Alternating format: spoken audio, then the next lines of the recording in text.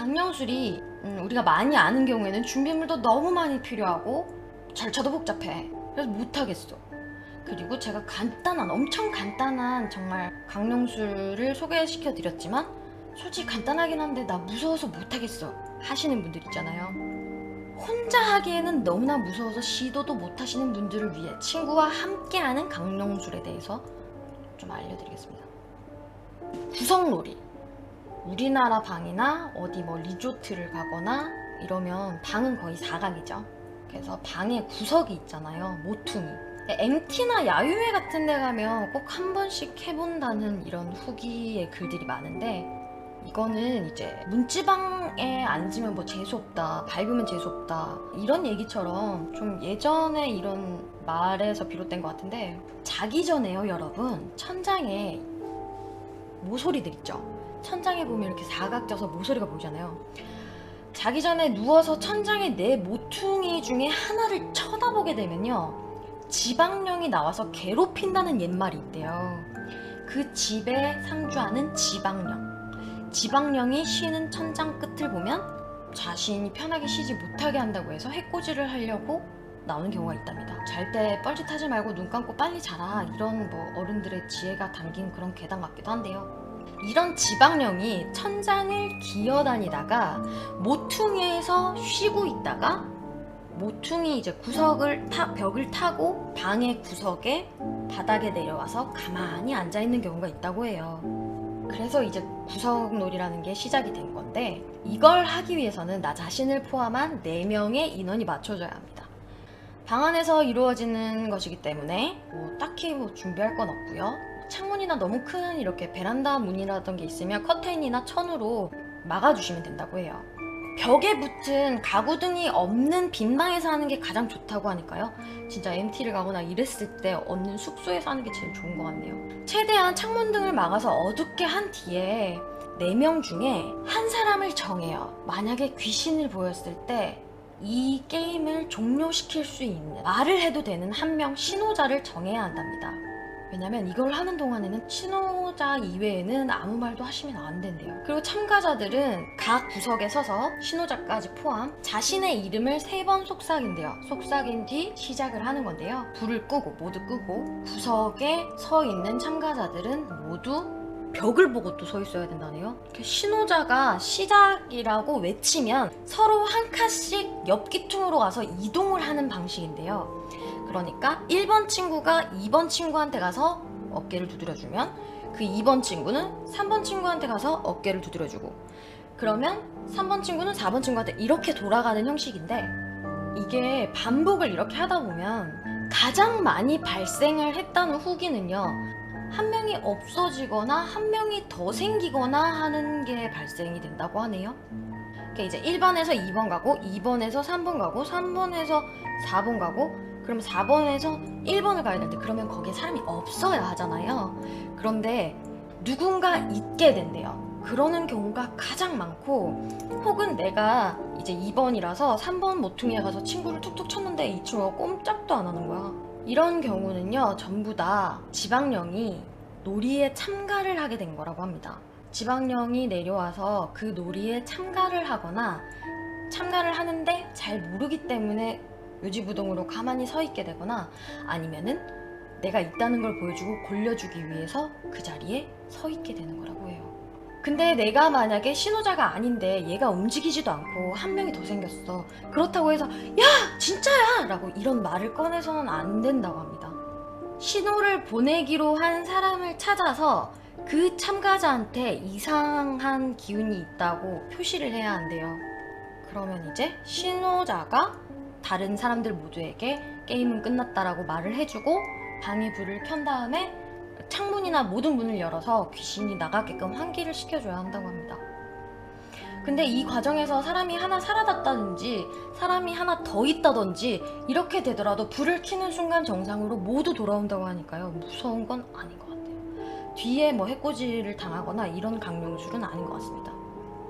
여기에서 주의사항은 한 가지밖에 없어요. 참가자 4명을 제외한 다른 동물은 들어오면 안 된다고 합니다. 그리고 신호자 이외에는 어떠한 목소리도 내면 안 되고요. 귀신을 봤다고 해서 신호자한테 끝내자라는 신호를 주지도 않고 놀래서 방을 뛰쳐나가게 되면 절대로 안 되고요. 게임 도중에 내가 2번인데 3번 친구를 툭툭 쳤는데 귀신에 씌여서 꼼짝도 안 해. 근데 나는 신호자가 아니라서 나는 말하면 안 돼. 근데 그 귀신한테 말을 건 거야. 지금 오신 거예요? 호기심 때문에 이런 거를 하면 절대 안 된답니다. 이 놀이를 실행했던 사람들 중에 이런 설마 되겠어 하면서 했다가 한 명이 더 생긴다든지 이런 걸 경험하신 분들은 환청이나 환각 증세 또는 심한 가위 눌림 현상에 시달리기도 하신대. 그리고 심지어는 빙의 현상처럼 막 정신적으로 왔다 갔다 하시는 분들도 계셔가지고 그런 경우에는 빨리 병원을 가보거나 아니면 무속인을 찾아야 한다고 합니다. 마지막 강령술. 참 강령술이라는 것도 이제 시대에 발맞춰 나가기 시작합니다.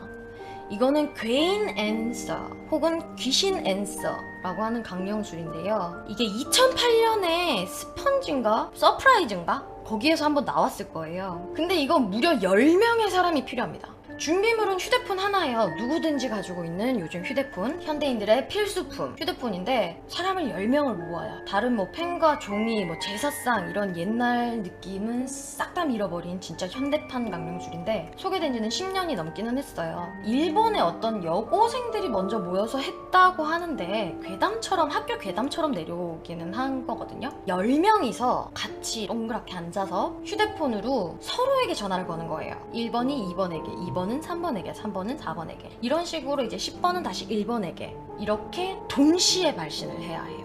동시에 발신을 하면 당연히 다들 통화 중에 걸리겠죠. 바로 옆에 사람한테 하는 거니까 하나 둘 셋 해서 같이 발신. 그럼 10명이서 다 같이 전화기에서 고객이 통화 중이어서 음성사수함으로 넘어갑니다. 이런 멘트가 나와야 되잖아요. 그런데 그 10명 중에 한 명의 휴대폰에서는요 따르릉 따르릉 전화가 연결이 된대요. 그러면 내가 발신을 했던 내 옆 친구가 받는 게 아니라 제3의 인물이 전화를 받는다고 해요. 그러면 내가 궁금했던 이야기에 대한 대답을 정확하게 해준답니다. 내가 묻고 싶은 어떤 거든 정확하게 대답을 해준대요. 그러면 이제 그 사람이 이게 성공이 되면 누군가 전화가 연결이 되면 물어보겠죠. 밝음 있는 다이어트에 성공을 할 수 있을까요?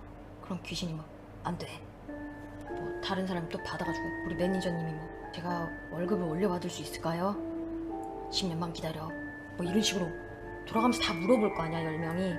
그런데 이 10명 중에 한 명은요 질문을 할 수 없고 오히려 그 귀신에게 질문을 받는다고 합니다. 9개의 질문에 정확한 대답을 해주고 한 사람에게는 랜덤이죠. 너는 내가 묻는 거에 대답을 해. 이렇게 하고서는 쉽게 맞출 수 없는 걸 댄대요. 그 스펀지에서 나왔던 걸 예로 들면 2030년 7월 1일은 무슨 요일이야? 이런 식으로 날짜나 이런 거 바로바로 떠오를 수 없는 그런 걸 물어본다고 합니다. 상식 이런 게 아니고요. 그러면 거기에 제대로 대답을 하지 못한 아이의 신체 한 부분을 가져간다고 해요.